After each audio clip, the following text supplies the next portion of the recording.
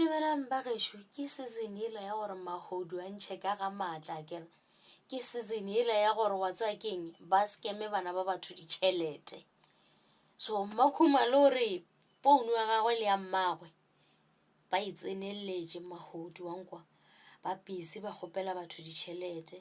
So ba efa batho molaetša gore bona ge go ka tla motho mo le mongwe a go kgopela tšhelete o tsebe gore ga se nna. So se bontšha gore wena motho mang kapa mang ge o ka no kwa motho a go founela o ra go sendela message ya re bona ke ka gare ga mathata ke ka gare ga ke kgopela mfe tšhelete ka pela,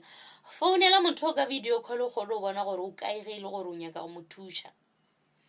Ka gobane ge e le gore ke bona o founa ka video call o ra gore ba ka se sware, make sure ya gore motho ka nnete ke nnete. Ka gobane šiba ba iphile maatla ke nako le ya gore ba re tsenelele ye ba sela ka batho ba sela ka yo. Ene o kile a bolela ntate Moseleko a re he banna batho ba ba tamayang ba le kgopela ditšhelete ba re ke bona boa bonkwe ba re ke bona bo baba Moseleko